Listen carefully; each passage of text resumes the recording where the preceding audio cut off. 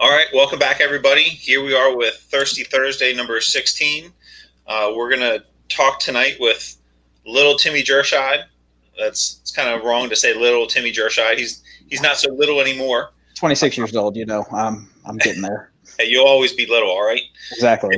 And if you get a little lippy, we'll call your old man and he'll put you back in your place. That's all right. He's getting old anyway. He can't hear it.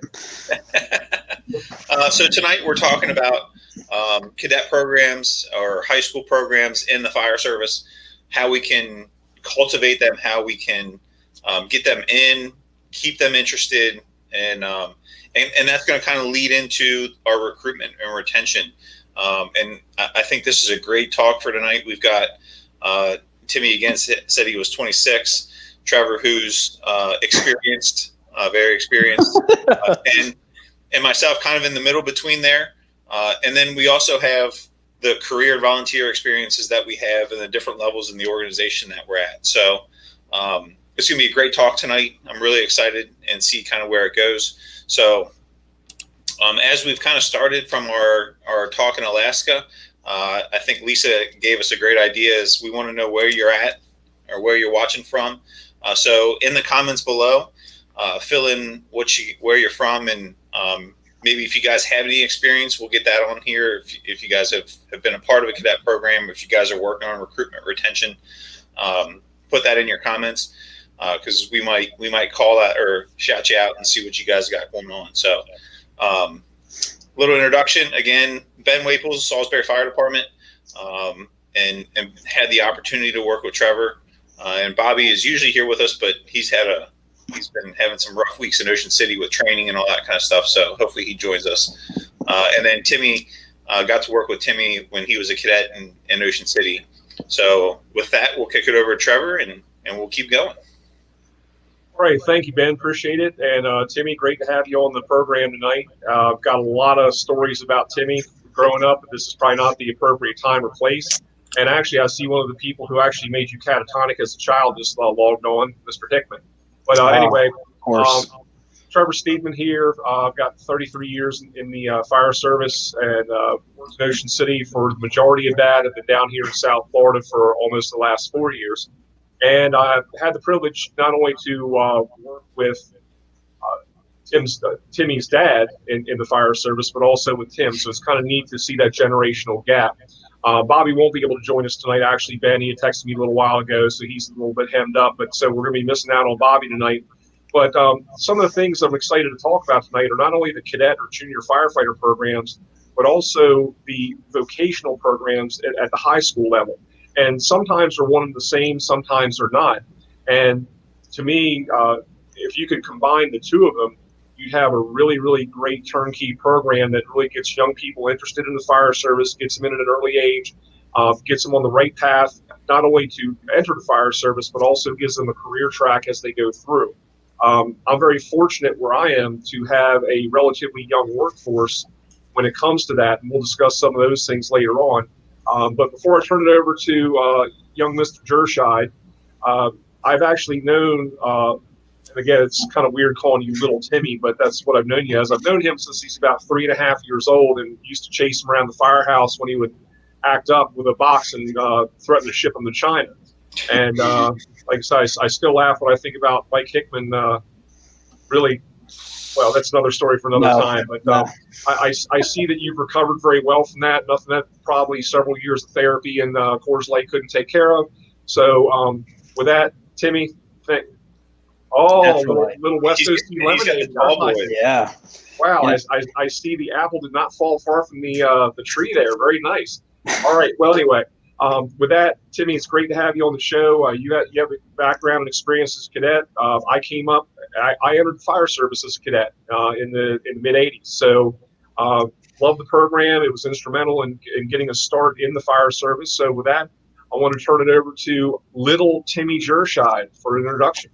Hi. Well, as some of you may know, I am little Timmy Jerscheid. I am 26 years old, so I'm not that little anymore. I started in the cadets at 14 years old in Ocean City, Maryland, where I stayed until 18, became a fireman with Ocean City, and then left at 22 years old when I moved to Florida. I was also a dispatcher for the town of Ocean City until 2016, I think it was. And I've stayed in the dispatch field until this year, actually. So I don't really have much experience other than that, but I loved growing up around the firehouse with these guys. Yeah. And real quick, to that end, Timmy, I guess now would be a great time to apologize to you. What a lot of people don't realize, even though Tim comes from a very close family, he was actually abandoned at birth and raised by a pack of wild firemen. So anything that might come out of his mouth tonight is completely unintentional and is the fault of all the people who kind of raised him in the fire service, myself included. So I just wanted to give that disclaimer before we got started. Yeah, and as we get going, we did put in for the Hickman FAA waiver, FAA or FFA, whatever it is, or the FCC. That's it. FCC. We did put in for the Hickman FCC waiver, so we are covered for that again. So yeah, let's get talking about what. Hang on a second. I apologize. Cheers, gentlemen. It's always good to see you. Cheers. Thank you for having me on. I can't believe I forget that so as much as I do. So yeah, let's talk about cadet programs and Trevor, I love the comment that you had made, merging the CTE programs with cadet programs, or the junior fireman programs, whatever we want to call them. So what was it that brought us to the cadet program? Because again, we all started there. So what was it that brought us there? And maybe that's how we kind of kick this off and move through that tonight. Well, Ben, I think in the earlier days, just at least from my experience, a lot of the cadet program was a way, especially since the fire service is and was very family oriented. It was a way for when some of the firefighters' kids were coming of age and were hanging around the fire station, and they would do a lot of things. But this was a way to formalize that and really kind of bring the next generation in a formal way. I didn't have any family background in the fire service. My family background was actually law enforcement. So, I was in Boy Scouts at the time, and we had to do a merit badge that was at the firehouse, literally called firemanship. And I had friends who were in the cadet program, and it was just one of those things that once I did that, it brought me in. We didn't have anything at the high school or vocational level at that time to be able to really hang on to. So what was interesting about it is, especially in our area up there in the Delmarva Peninsula, is that every state had a little bit different requirement for either what we called a cadet or a junior member, where you had to be a minimum of either 14 or 16 years of age. But at the time, Maryland, you had to be 18 years old to take your basic fire. I know we mentioned him a lot on this show because he's certainly worth mentioning a lot. But Doug Scott up in Delaware he was chief officer there, and he knew I was interested in taking some sort of basic training, was hungry to do more. And even though I was a Maryland boy, my first formalized fire service training was Delaware State Fire School, Fire 1 and Fire 2, because I was too young to take it, even though I was a cadet in Ocean City. So that really gave me the foundation for a career, but also gave you you're working around people who mentored you. They kind of, like we talked about when we were on with Hickman the other week, we worked with a lot of great firefighters who really set you on the right path and patted you on the back when you did a good job, and then immediately put a foot up your behind to remind you where you were in the pecking order. So with that, I think that we've come a long way. Timmy's dad and I, we taught for the vocational program when it first started, and we've seen the good, the bad, and the ugly with that over time. And again, looking at the ability to bring people into a career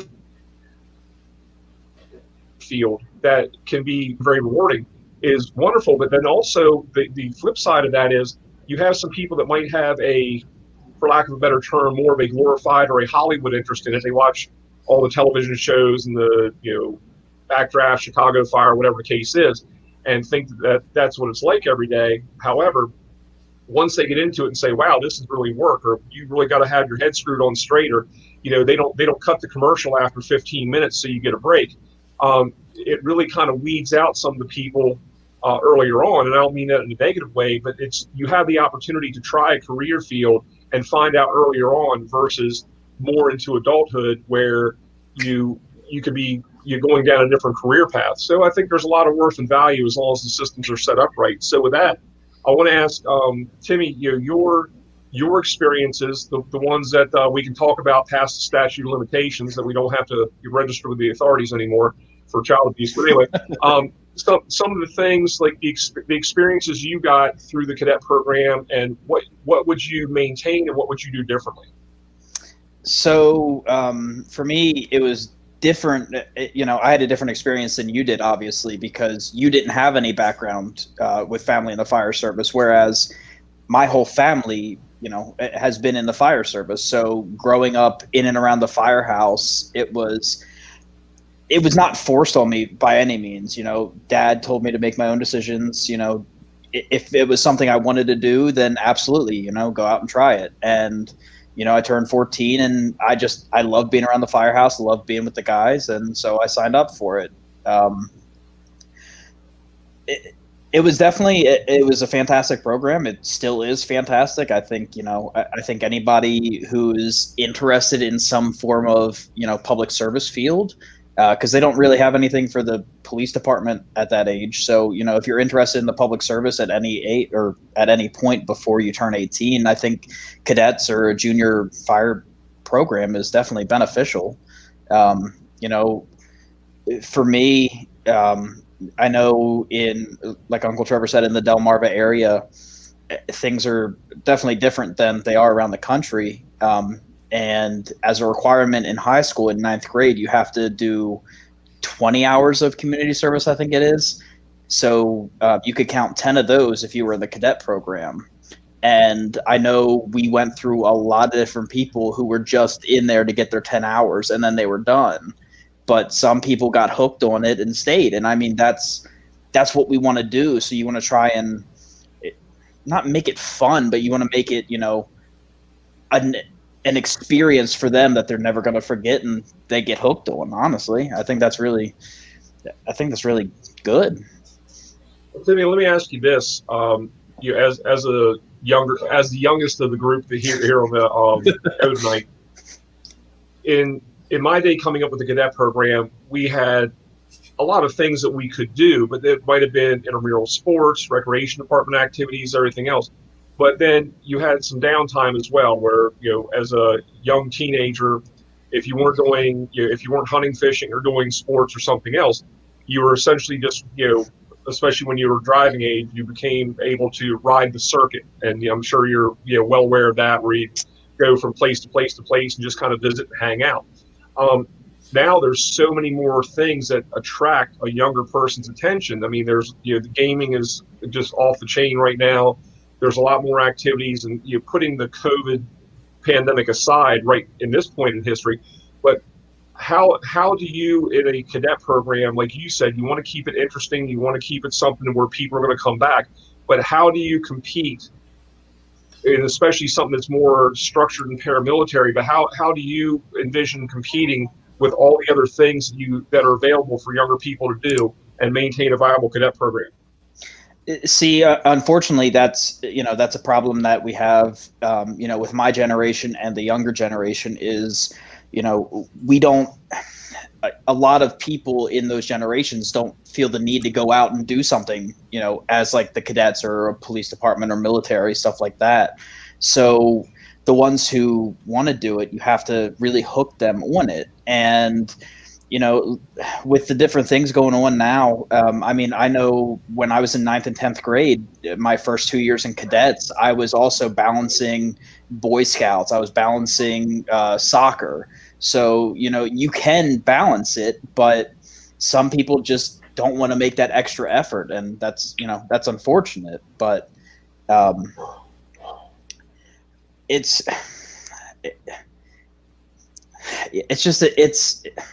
a really hard thing to do, I guess, if you're not fully committed to the program as some people are. It's Ben and I talked about this the other day. The program's really for the cadets by the cadets. So you want to have the cadets really take a big part in it. And if you have, your leaders or your actual firemen leading the cadet program, how soon are the cadets going to get bored by doing the same thing over and over again? So you want to have your, senior cadets give some input into the program that the other cadets are going to want to do. Yeah, I'd agree, Timmy. I just recently turned over the cadet program in Salisbury to our new recruitment retention person, and prior to that, when we would do our training, I knew that at the time I had like 9 cadets, and 8 of them were in a Fire 1 class. Some were through the CTE program at Wycomico County Schools, and then some were through the Mifri Night program. Excuse me. And like we would look at their schedules and say, hey, what are you guys doing on this day? What are you guys learning in class? And then we would train on, make sure that they were competent and they were able to do what they were trained or what they learned in class before. But then we would also look ahead and say, hey, look, all right, we're going to be forcing doors. I don't want you guys looking like a bunch of ding-dongs. So let's go do some forcible entry stuff, and let's figure out, what the tips, the tricks are, that kind of stuff, and how we go about that. And I think the more that you engage them, the more that you, like Hickman said, or like we've all said, the more that you have fun with them and show them that you're interested in them and you engage them, the easier it is for them to stay involved and to stay engaged and to want to be there. You're always going to have the ones that don't want to be there. And those, they'll either weed themselves out because it's going to be, hey, this is what we're doing. And like Trevor said, they're not going to get that break every 15 minutes when it's commercial time, that they're going to have to keep going. Like, you can't just stop in the middle of the maze and be like, I'm done. I need a break. Where's my water bottle? Like, look hot. You either got to go forward or you got to go backwards, but you can't just get out right there. So you have to, kind of almost push them. The ones that want to be there, the ones that want to do it, they're going to love it. They're going to eat it up. They're going to keep going.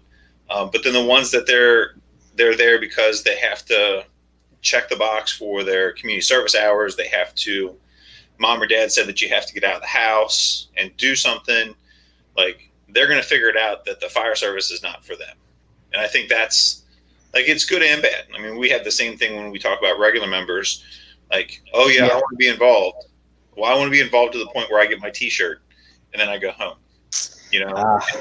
and that's not what we need. That's not what we want. We want people that are going to be involved to the point where we got somebody that calls out on no matter what, or we're looking to staff an engine and they call, hey, I got you, I'll be there. And you're like, all right, good. I know I've got a decent fireman that's getting in the back of the fire engine with me. So I think it's all about how much you engage them and how much fun that you make it. And you make it relevant to what they're doing. Again, if they're learning forcible entry, they're learning ladders, then that's what your training needs to be on. We don't need to do the same training every time. Like, we don't need to pull. That's a bad example. We don't need to polish the axe and the Halligan every time that we go to the firehouse. Yeah. Like pulling hand lines, packing hand lines, like, they love that stuff. So do something that is going to engage them. Yeah. And, one thing that I learned in EMT class with Miss Jackie Carey was practice like you play. Mm-hmm. So, you can have fun while you're doing it, but just as long as you're actually practicing like you would do it in a real life situation, that's what you need to do. So like you said, the repetition of the smaller tasks that you beat into somebody's brain, like you beat a dead horse so much by doing the small mundane tasks. Go out and do some of the other things, throw a ladder on the side of a parking garage, pull a line up the parking garage stairwells, stuff like that. Like that gets people involved and interested. And, if you see somebody maybe a little shy in the back, be like, hey, I want you up front on the nozzle now. Like, switch it up, make them more involved. Yeah, Tim, I always found that the cadets or juniors, depending on what part of the country that you're in, they usually became your more proficient firefighters, just because we went from just having to know the equipment and know the tools inside and out. You remember the lights out drills that we would do with the heavy rescue and the engine, where you send a cadet over and say, okay, bring me back X, Y, and Z. And they would have to go literally forge around in the dark, compartment by compartment, and they had to know it. And that was part of their final test, or one of their performance objectives, to come off probation.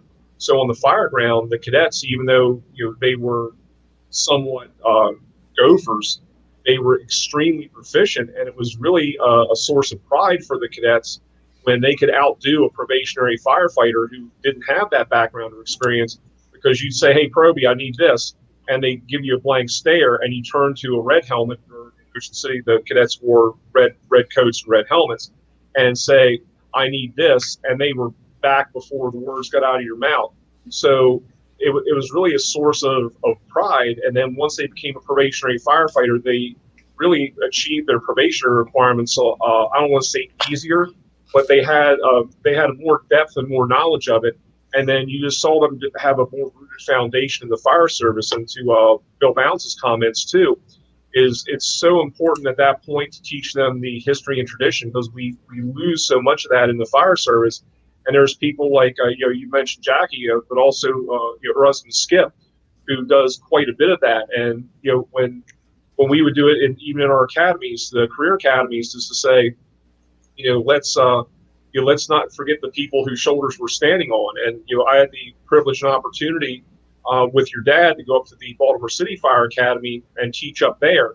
And one of the things we did at our local academy was take a stencil and put boot prints we just put boot prints out in front of the training tower down there in Princess Anne at the training academy.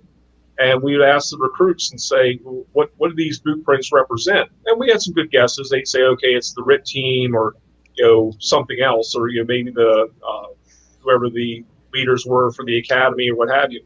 And in our case in Ocean City, we said, no, these represent the 3 firefighters who have died in the line of duty, and we named them, give a little bit of the back history.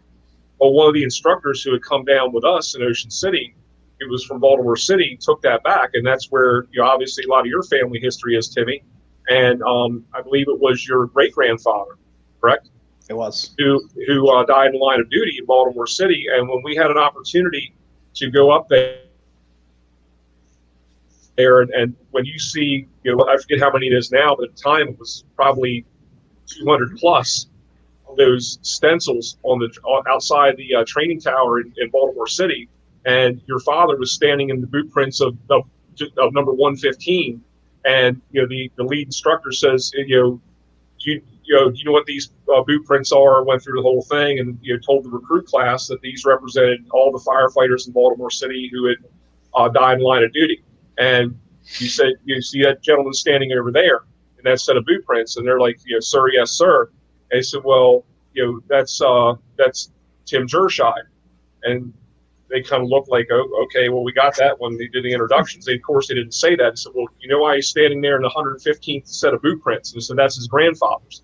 So it really dawned on them that, wow, this is tangible. This is a family thing. And that's why we want to make all the things that we do, again, back to Billy's comments, is whether or not you have family in the fire service, this is all very tangible to us, that you can look around and see not only the previous generations, but the impact that they had. And at one time, they started out as maybe a snot-nosed cadet in Ocean City, or they started out like a good buddy of ours who we have on the program.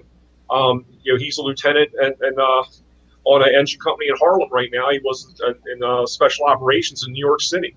And he started out as a little kid, a battalion chief's kid from Baltimore City, who would come down to Ocean City in the summer and come up to 74th Street Firehouse and ask us to help wash fire trucks.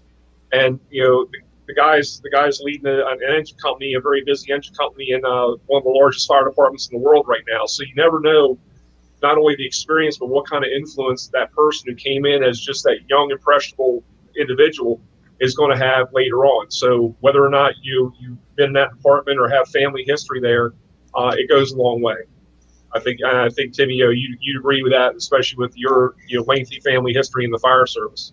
100%. I mean, even some of the people, like you said, who don't have any background or any family history in the fire service, if they want to learn and they're dedicated enough to do it, they're some of the best people out there, because they're just so dedicated to, perfecting their craft that they're just on the ball every time. And, it's it blows my mind. But then you have some people who have a long line of family history in the fire service, and they just suck ass, to be honest with you. You define suck ass for us, Timmy. I'm not sure we're familiar with that term. I don't know if it's I was kidding. That's a rhetorical question, Timmy. Sorry, I will refer that Snyder can define that later. No, absolutely not. But I was reading Hickman's comment about rather have the junior cadet around the fire station learning the business rather than elsewhere doing questionable things. Keep up the education, or keep the education fresh, fun, and the youth will keep coming back. That's true. The side note to that is they can be around the firehouse learning questionable things, but that's another program for another time. But thank you, Mr. Hickman, for bringing that to our attention. Yeah, I mean, just remember that door can swing both ways. Okay. On that note, and Timmy, it's one of the things that we do have to remember that these young folks are like sponges. They are impressionable. We're trying to teach them all the good stuff, but also they absorb a lot of stuff that they see. Ben, do you have a second for me to tell a quick story? I'm going to mute myself here. No, you're not. You're fine. You're fine. Little Timmy was very much like a sponge. I mean, he learned as much as he could. He performed well. He did a lot of things. But if you ever wanted just to have comic relief, especially when he was younger, you could say, "Hey, Timmy, go say this," and he would just go and say it. It was hysterical until I had kids, and it wasn't so funny because Hickman knows this too. But I will say this, just to tell you a quick story. Kids watch and they learn. And I'm not advocating this by any way, shape, or form, but Timmy's dad and I, one of my best friends, he's one of my son's godparents. We hung out a lot off duty as well, and we have a few beverages here and there. And so I still remember when little Timmy went to take his first communion. Family affair, man. Oh. We were there, and so little Timmy goes up to the rail.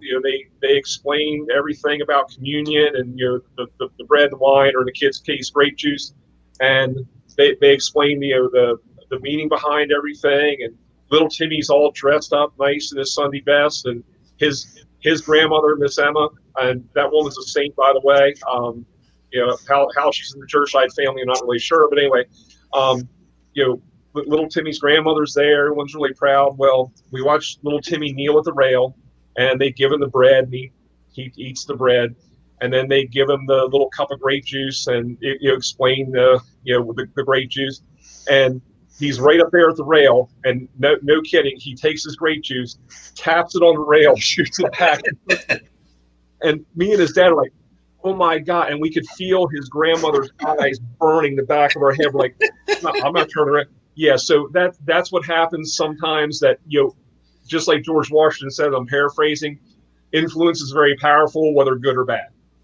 And moving on. So, I mean, I thought it was a good influence. I mean, it definitely helped me in my later days. Oh yeah, you impressed the living crap out of the preacher. Yeah, that was good. Anyway, moving on. I think that's important to talk about. Is we talk about all the great that can come with the cadets in the fire service.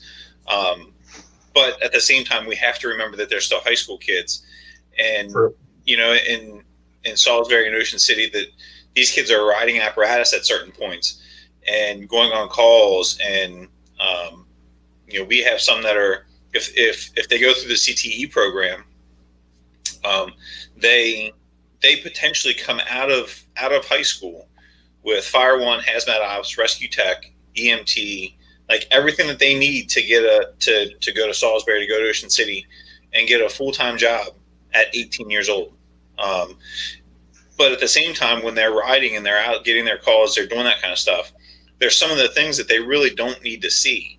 And I helped develop a program, it was a junior firefighter program, where I went to college in North Central Pennsylvania, and that was one of the biggest things that we fought.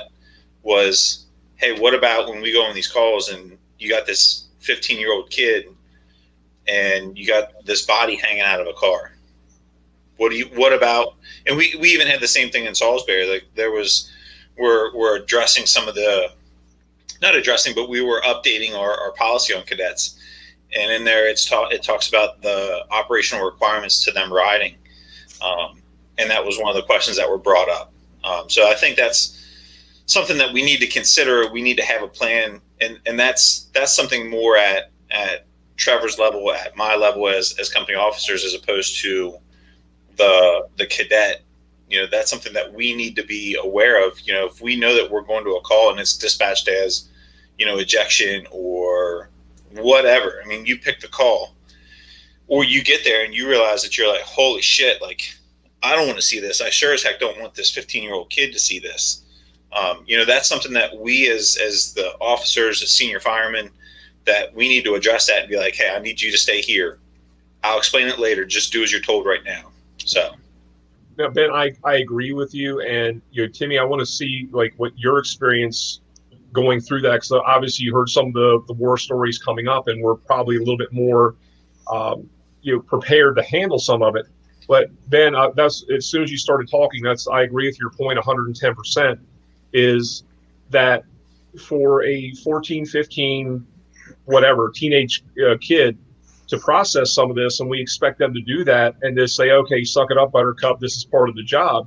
And we're struggling with that as a service now. Mm-hmm. It always goes back to what Rick George was talking about. And I'm very, very pleased to see that as part of a lot of academy programs now, and this should be pushed down to the cadet level as well, where they talk about critical incident stress, they talk about PTSD, they talk about things.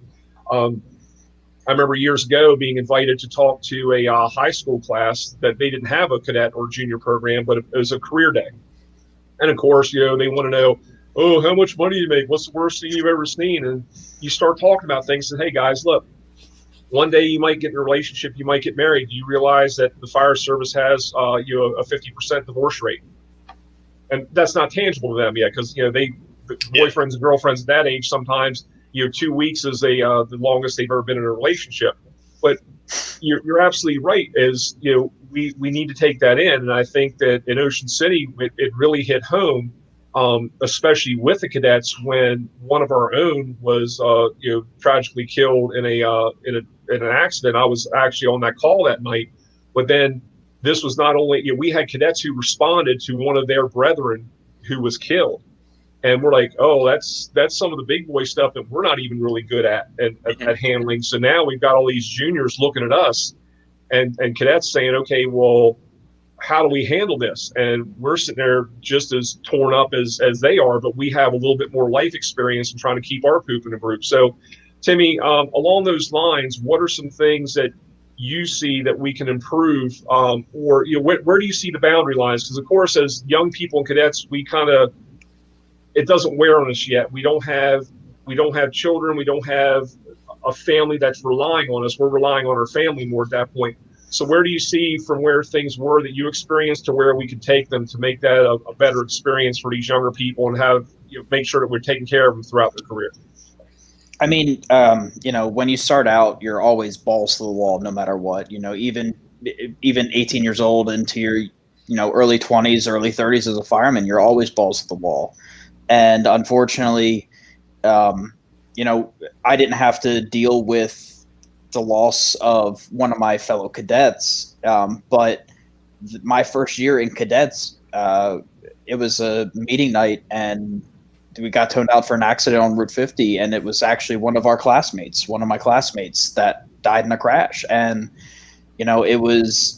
that was, I guess, my first real experience with it. Our principal came down to the firehouse to talk to the three of us who saw it, and he checked up on us, throughout the following weeks and months. But honestly, it never really, I guess, comprehended in me, because I was only 14 at the time, and I didn't really know what was happening, I guess. But I think there's definitely, you have to have a boundary line for some of those younger kids, because nowadays everybody is very sensitive.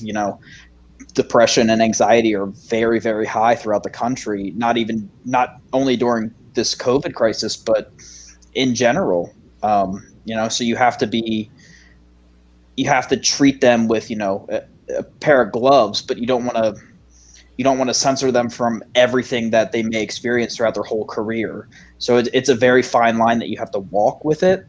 I think it might have to be up to the officer or whoever gets on scene first. Hopefully it's not a cadet that gets on scene first, but if somebody gets on scene first and they know cadets are riding in the rescue or the engine, to have them stage further back, have the cadets stay in the apparatus, something like that. But, like you guys said, it's up to the higher level officials in that department. It can't be up to the cadet officials or the instructors. It would have to be up to the training captain or the training officer.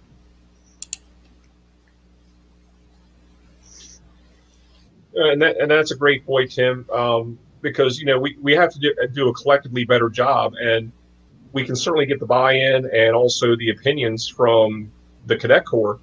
And at the same time, we have to be very judicious in the way we look at that, because you're taking a group of young people who may not have the 30,000-foot view of the fire service because they're just getting into it. So I think we need to be active listeners with them as well. And at the same time, find that fine balance between not being the parental unit that says, kid, I know what's best for you, and also being that parental unit that says, kid, I know what's best for you, based on our experiences. So we can look at the positives and the deficits of our experiences coming up through the fire service, and I think apply them to that age, but also really appeal to people who can get inside a little bit better inside the heads of that younger generation, because it really falls short, or you appear somewhat tone deaf if you've got me coming in to talk to a group of cadets, and I can beg, plead, give every example in the world, but unless I can relate to them on a level that means something to them, it's meaningless. And like I said before, I have a very young workforce, and with that, I mean, most of these folks are coming fresh out of an academy. They're very bright, they're very motivated, they're very capable, they're just very inexperienced. So after a while, it's not so much the message as much as is the messenger. I mean, I'm the chief of the department, so whether or not they believe in what I'm saying, some of them will sit there and bob their head and agree because that's what they think they need to do, and that's not what I want. I want somebody who's thinking, but you got to go with people's comfort level. So sometimes it benefits me to bring in one of our former members, especially the volunteers, who's gone on to a career position somewhere, and bring them back as a peer, not as an officer, not as a superior, chief, whatever the hell you want to call them. But you bring them back, and I'll give case in point. I had one of my volunteers who transitioned over into the career side of my department, and then wound up going to county fire rescue. And he did a fantastic job in all aspects. And when I bring him back, I mean, it wasn't probably 6 months that he'd been with county. He called me up, had a really, really rough call, and wanted to talk about it. And to me, that was phenomenal, just because he felt comfortable enough reaching back and saying, hey, here's what happened. So, but being able to reach out to him, say, hey, are you comfortable coming in and talking to this new group of young people we have, because they can relate more to him, and he can say, hey, look, I volunteered in this department. I sat in that same chair that you did 2 years ago, 3 years ago, and here's what happened with me, and here's the network, here's how. So I think it's very valuable to recognize your resources and reach out to them, and don't just sit there and think that you can policy and procedure your way through a program and make it good. You have to get the people, the wisdom's in the trenches. Go to the people who've been there recently and have the recency of operation, and see what they can do for you. And that's when I came home one time, Dad was teaching at Votech for Fire One, and he was teaching, I think it was probably the art of reading smoke or some fantastic thing that the old man likes. And the kids in the class were not paying attention. They had no interest in it. And I went to him. I was like, you're not showing them anything that they want to see. I mean, I hate to make everybody feel old here, but 9/11 was almost 20 years ago now. So you have people who are 18, starting in cadets now at 14, who were not even alive for it. So you have to cater towards them. You have to teach them or show them stuff that they might know. So when it came to reading smoke, they were seeing videos of 1970s, houses or townhouses in Brooklyn. And I said, no, you have to show them something they know. So I said, okay, raise your hands if you were a cadet or you know anything about the Ocean City Boardwalk. Everybody raised their hand. And I was like, okay. So I pulled up the dough roller fire. And I said, Dad, go up there and teach them how to read smoke. And everybody, as soon as I put on something they knew, right to the screen. They watched it. And Timmy, that's a fantastic point because, and I mentioned this quite a bit to my folks. I mean, every year we have the 9/11 ceremonies. It's something very deep and meaningful to not only the folks who lived through that era in the fire service, but also since then. And we always say, never forget. We want to push that through. But to your point, and you're spot on, that event in the American Fire Service now is a lesson in the history book in an academy. And I don't mean to minimize it by any means, no way, shape, or form, but that's almost like trying to make Pearl Harbor tangible to me. I understand the history lesson behind it. I didn't live it. Yeah. So as much as I revere that generation that went through World War II and the attack of Pearl Harbor, I only have a certain level of understanding for that. I can revere it. I can respect it immensely, but I did not live through it. And so when we're trying to translate that, it does lose a little bit of translation. I was reading what Brother Scotty Lawson out in Kentucky was talking about. I've seen a lot of those programs as well, where it's almost like you're kind of throwing the bait out there a little bit and getting the interest. Where they come in, he says they come in on a Friday night, and then the next 2 days to do firefighter skills, and they break them up as a crew officer down. So I think that's another great way, almost like a little enticement to get them interested in the career. And some places do it not only with junior camps, but they also look at different demographics. Like if let's just say you have a very how can I put this nicely? Okay, you got a bunch of us old guys who are as your fire department, and you want to reach out to a younger demographic, you might do that. Or you might say, look, we don't have nearly enough female firefighters in our department that matches up with the demographic of our community. And I've seen the same thing that Scott's talking about, actually dedicated strictly towards female firefighters or Hispanic firefighters or Asian. So we're not separating ourselves, because at the end of the day, fire doesn't care whether we're tall, short, black, white, fat, skinny, young, old. But at the same time, we can appeal to these different demographics that we know about our own community. And I think what Scott's brought up there as a comment too is another great way to generate interest in different groups, and maybe not just a high school group, but also just looking at what you have in your community. The community that I work in, there's outside of, I can literally count on one hand, all the volunteers come from outside the community, because the median age of my community is in the mid to high 50s, and most of those folks don't have an interest in throwing ladders and pulling lines. So with that, for my recruitment for ancillary duties, or what I would consider support duties, I have to appeal to them for fundraising, maybe some sort of accounting or bookkeeping or whatever their adult skill sets are. So, we kind of do the same thing, that we'll do almost the reverse of what Scott's talking about. We'll do programs to entice some non-traditional members to come in, because we have a career force, and we have a very strong volunteer contingent. But we also need help doing the stuff that is just outside the scope or the interest of some of the people who want to be active firefighters. And I would go on to say that you have those programs to kind of get that bait, or put the bait out, and have them take a nibble and hopefully reel them in. Salisbury, for with the exception of this summer, the previous 2 summers, we've had a program to bring kids in for a half day, 3rd grade through 5th grade, and basically teach them a little bit about the fire service. They're wearing gear, they're climbing ladders, they're pulling the forestry line, they're doing a little firefighter combat challenge. And the response to that has been it's been unreal. We went from 15 kids the first year to a little over 45 the second. And we had planned for 4 sessions for this summer, but unfortunately we had to cancel that.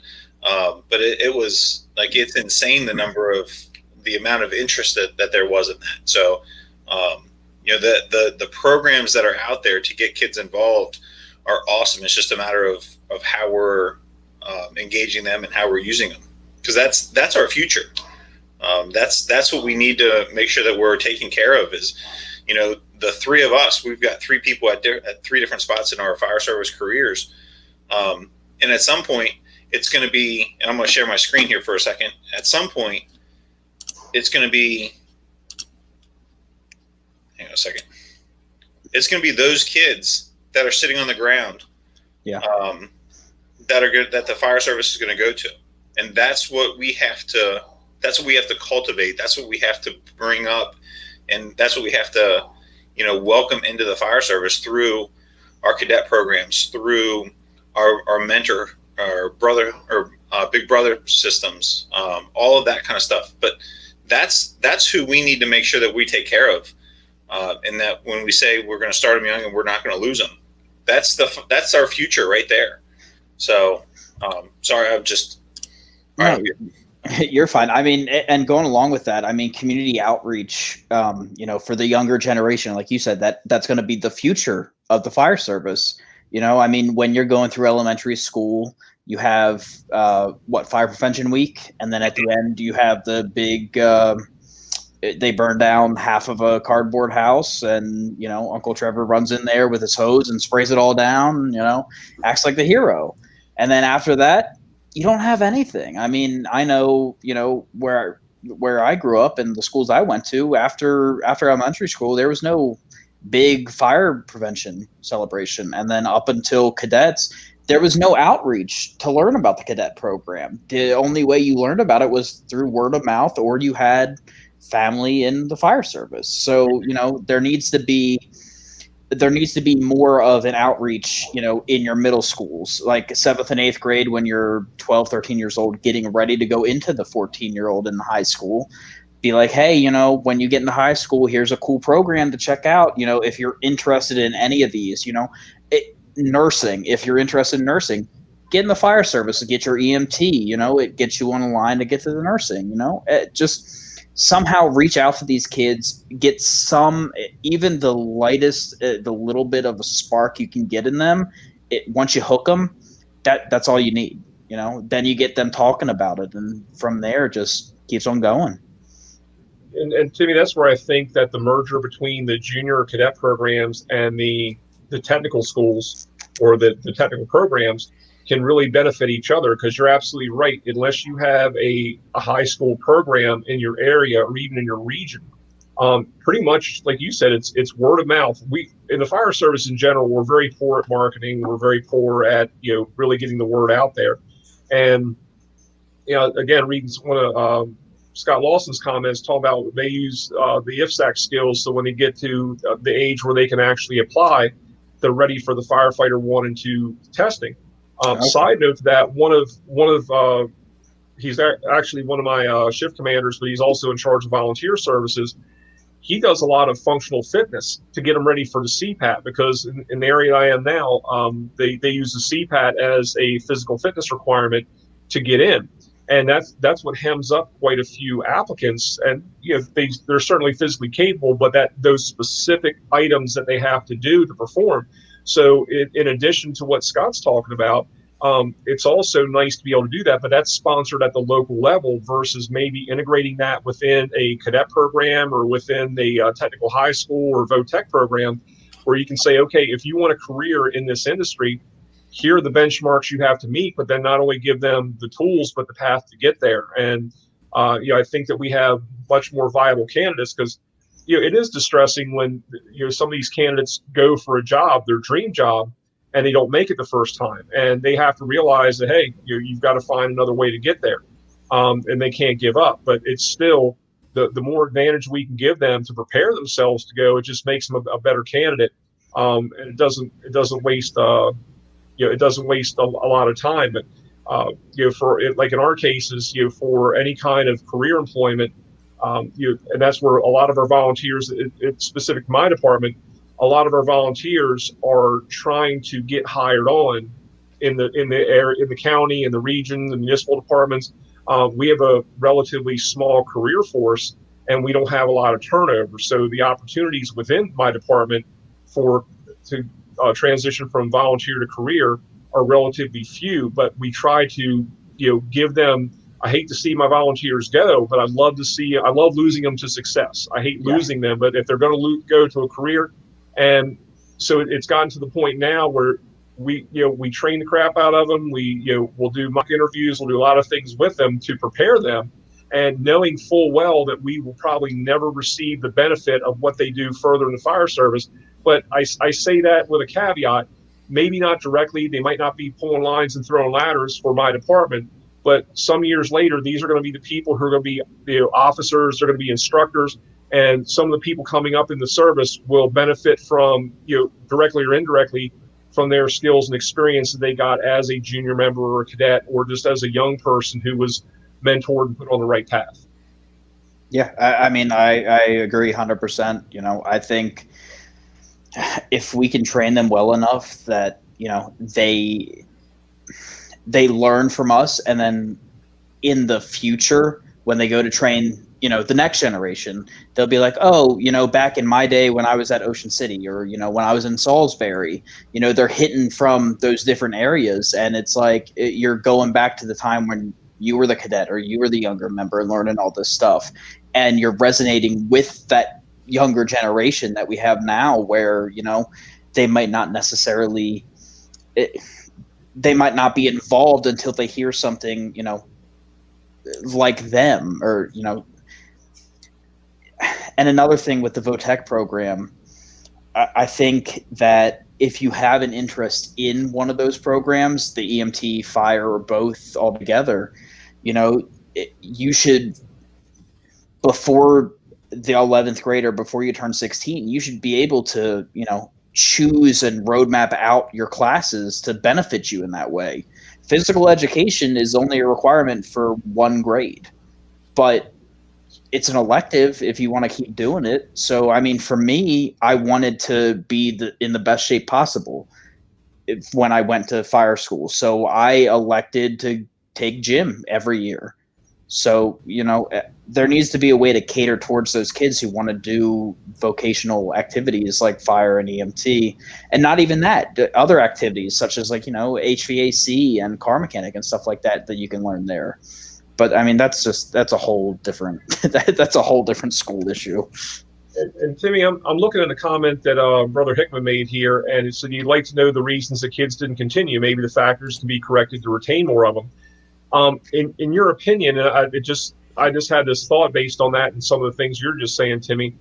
If you look at people who do a lot of recruiting at the high school level, like the U.S. military, yes, they can come in and it's not just you're gonna carry a weapon, but there's what's your job function within the military, and they put this whole thing out there to say, okay, yes, the basis of your employment is being a soldier, just like our basis of employment is being a firefighter. But you can go into inspection and prevention. You can go into training. You can go into community services. You can be a emergency vehicle technician, mechanic. So, do you think we do an adequate enough job, based on Mike's comments and some of the things that you just talked about? Do we do an adequate enough job to tell them all the places in the fire service, including the EMS, the special operations, the tactical medicine, all these different things? Do you think we do a good job of advertising that? And do you think we'd retain more people if we showed them the diversity of the career tracks of the fire service, other than just being a needle pusher or a hose bunker? Personally, no. I don't think, obviously nobody's perfect and you can always do better no matter what. But I don't think, as recently, what was it, 8 years ago, when my last year in cadets was, we definitely were not pushing anything other than, oh, you're going to be a fireman or an EMT. When you went and took Fire 1 or EMT, you had the caveat of getting your hazmat or your rescue tech, engine company, vehicle extrication, all that, after you finish those main classes of Fire 1 and EMT. But we definitely didn't push that. We pushed, oh, you're going to be a fireman, you're going to pull hose, you're going to climb ladders, or you're going to be an EMT, you're going to take blood pressures, you can go to paramedic school, stuff like that. So no, I don't think there's enough. For me, in my opinion, I personally think, the rescue or squad company is the coolest apparatus out there. That's just my opinion. But I was never taught about that at all. I was, where I'm from, the rescue is just a toolbox on wheels. It has no other purpose. So, learning about a squad company that does that and truck company operation, it's like, whoa, wait, that's a whole new ball game, man. So I think we can definitely do better and, show these kids that they have other opportunities as well, that they don't have to stick to the fire path. They don't have to stick to the EMT path. You can be a fire dispatcher. As I know you guys will probably hate me saying that, but you can be a fire dispatcher. You can be a fire prevention, you can do all that stuff in the fire service. You just don't have to stick to those two things. So, I mean, we can do better by showing them other opportunities. And, as Hickman said, the people who don't stay might not necessarily stay in because they're interested. I mean, I know people I went to school with, people who I went through fire and EMT with, they got their certifications, and once they hit 18, they're like, honestly, this really isn't for me. And they just stopped. And, I respect them. They stuck through it. They stuck through it the 4 years that we were in cadets together, and then they realized that it wasn't for them. So, sometimes it's just a switch that clicks. It's like, I don't want to keep doing it. Yeah, and that's okay. And I think that's good because they tried something, they invested in it, and they made a decision. And that I take nothing away from that whatsoever. But Timmy, to your point, there's so many different things. I think the balance that we try to find is, especially in maybe smaller to medium-sized departments, is we're really looking for recruitment and retention for us. So the selfish end to our cadet programs and junior programs is we want that continual stream of people in our department, which is great. But I think that we sell ourselves short. And just like in my case, I know, just kind of going back to the proverb that I've got to plant a tree under whose shade I'll never rest or sit. And with that being said, I know a lot of these people it's going to be money out of my budget. It's going to be uniforms. It's going to be training. And if I get a year and a half, I think the longest serving volunteer I have right now is a year and a half. I have some that have been in for 4 months, and they write very nice resignation letters. They're beautiful. But they're going on, and we've invested background checks. We've invested all physicals, this, that, and the other. But it's a rotating door. But at the same time, you try to treat them well, train them well, and we want to retain them as long as we can, but we can't stand in the way of their progress. So I think sometimes some of the programs are a little bit reluctant to show them what the world is out there, because they want them to stay with the blinders on for your fire department, because they want them to stay there. Of course we want them to stay there, but I think we do a little bit of a disservice, because you never know, that might be the person, and I'm looking at a familiar name here, that might be the Greggy Temple who brings in things to your department, even though you're the big department, you run a ton of calls, you serve 500,000 people, all that kind of good stuff, who brings in a skill set that you never had before.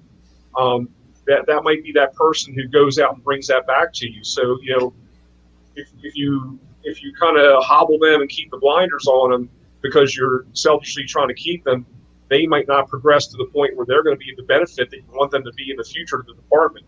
And, I think that's neat what Greggy's saying is the University of Fairbanks in Alaska employs firefighters while they Associate Applied Sciences and Bachelor of Sciences in Fire Science.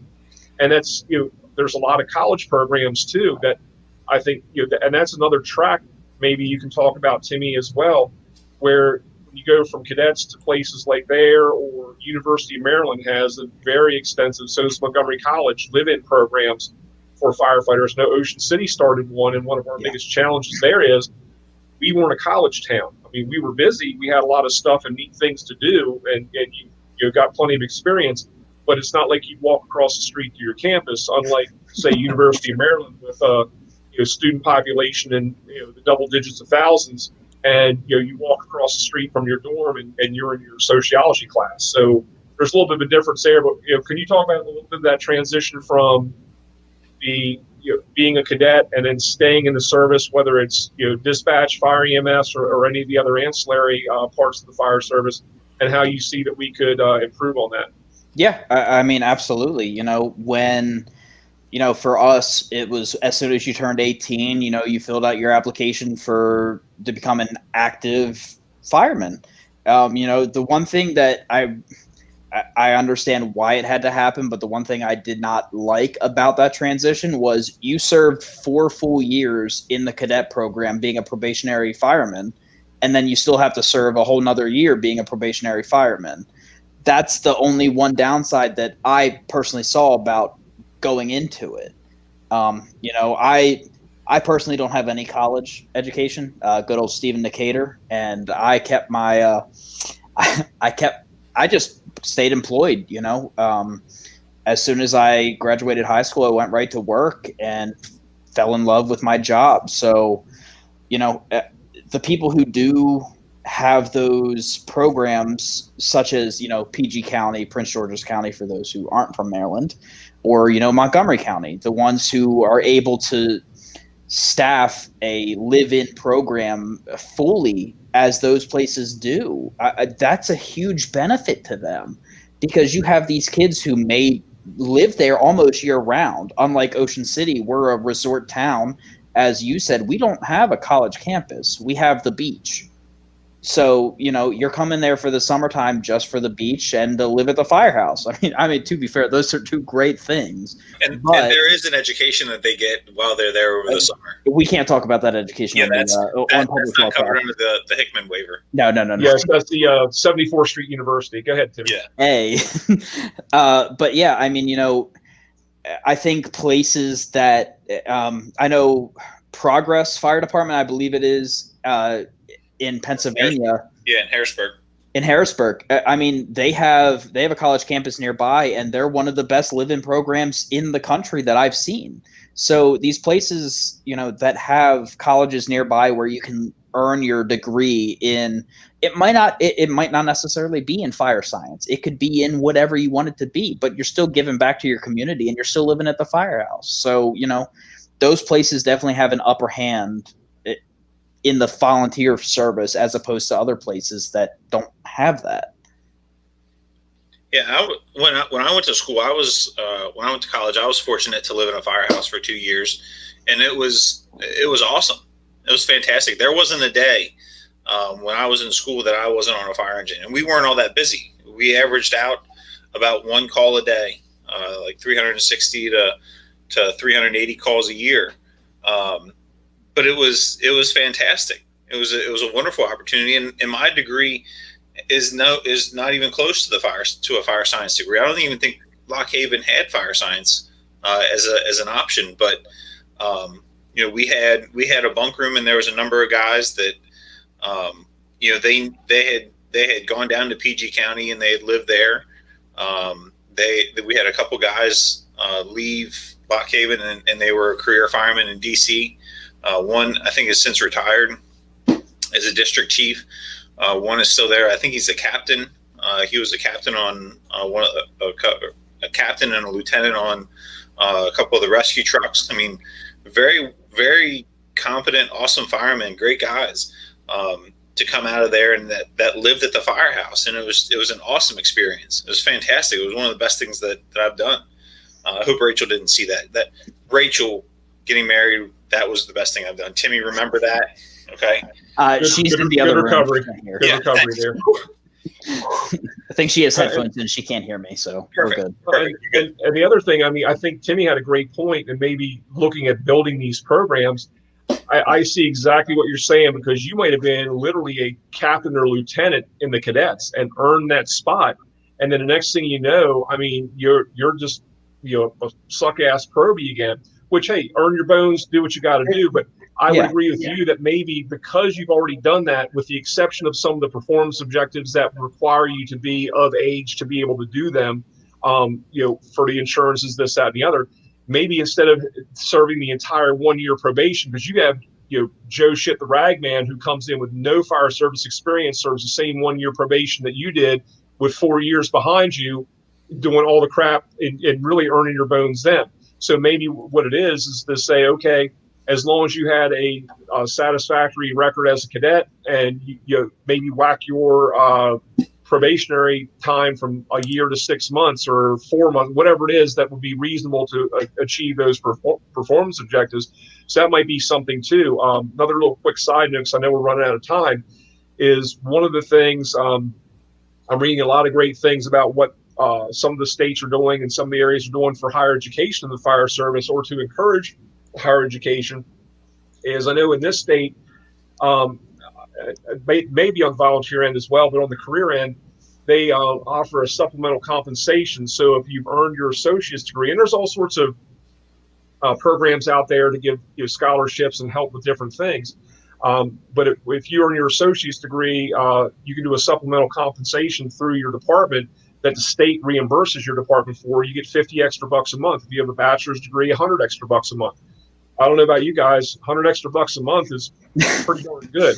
And that's so it encourages some of these people to take advantage of maybe tuition reimbursement programs or anything else. So again, these are some things that I think if we lay out way, way early in the process to say, hey, here's some of the benefits versus just letting them trip across them. And if they're lucky enough to later on, we might retain some more people, or people who might be a little bit on the fence and say, hey, I really like this, but I might be able to do so much better in the private sector, but I love the fire service and the public sector. This might be the determining factor for them.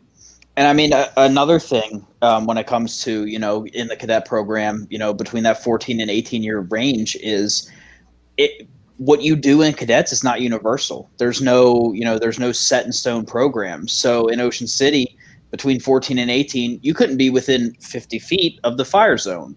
But in PG County at 16 years old, you can be interior as long as you have your Fire 1. Same in Sussex County. In some places in Sussex County, as long as you have your Fire 1, you're interior fireman. So I think there needs to be – this is just me saying this, but in my opinion, if you have your Fire 1 certification under certain circumstances, you could be that 5th or 6th fireman on the engine if need be. You don't need to go that whole year and a half, 2 years of you having your Fire 1 certification without any interior experience.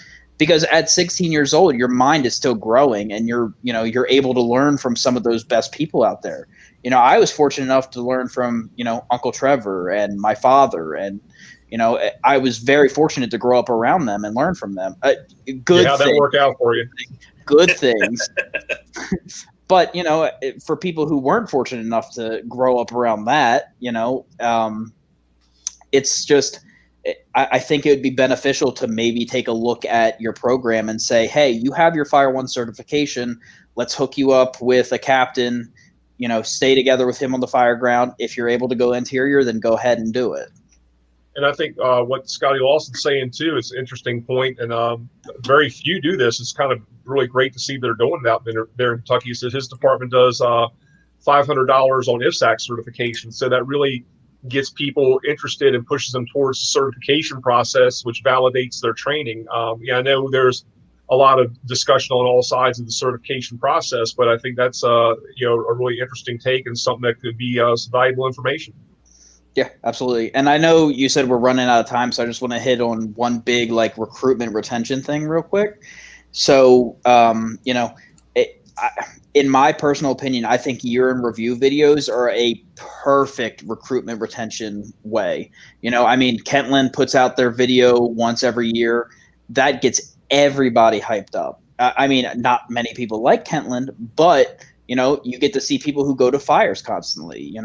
I know PG County puts out numerous, Morningside, Bladensburg. Everybody puts out a year in review video. So Salisbury did one last year, I think it was. Lewis does one every year. So even if your department doesn't run many calls or anything, put in a year in review video. Put it out there to the public. Let them see what you do every year, and maybe that would get somebody interested in it. I mean, how many people, from slower areas, the Kentucky boys from EKU who come over to Ocean City every year during the summertime, they want to run calls, so the people who are in these slower areas go to these higher run areas to get the experience. I mean, they go to PG County, they go to Christiana in Delaware, and those places put out these videos that really spark your interest. Like, oh, wow, they go to fires. I want to sign up there. I want to learn how to, do this stuff, day after day after day, instead of having a lull period for, I mean, it could be a month, it could be 2 months, depending on what your call volume is a year. I think those are very, very beneficial to getting people in and keeping them.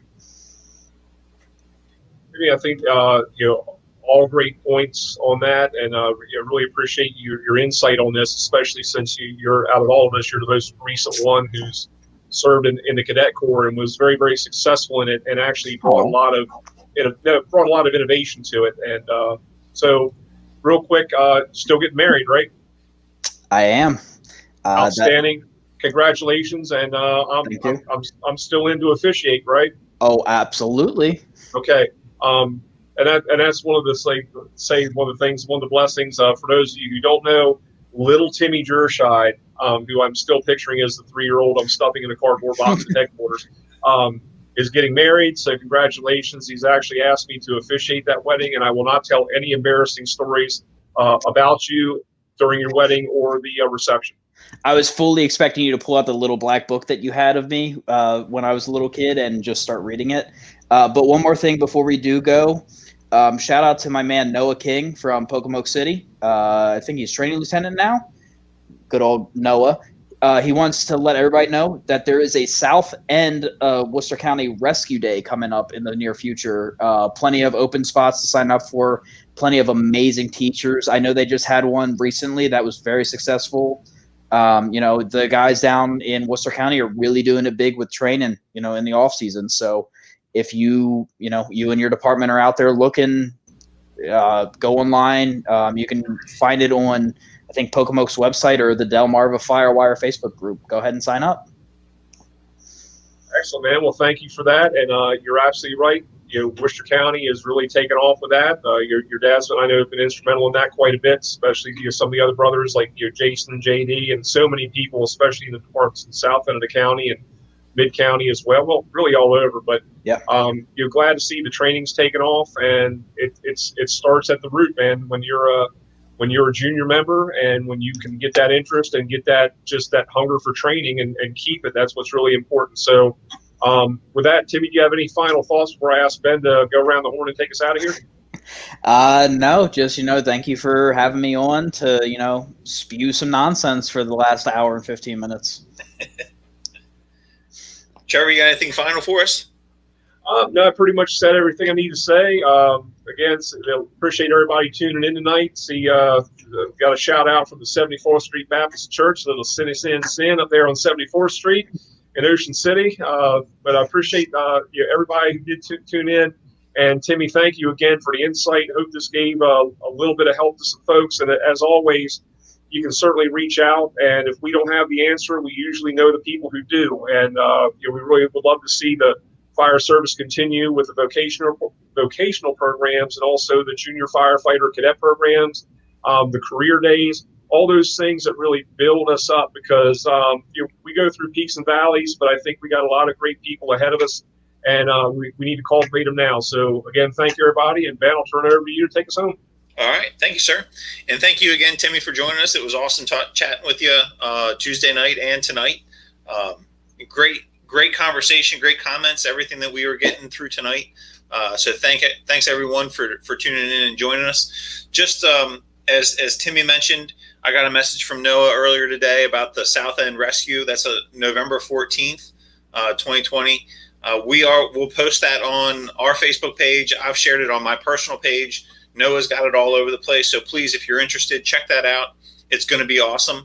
They've got a ton of instructors. They've got a ton of cars. It sounds like it's going to be a great day of cutting stuff up. Yes, sir. I'm sorry, real quick. And Timmy, this goes to you when you talk about heavy rescue and being on the squad company.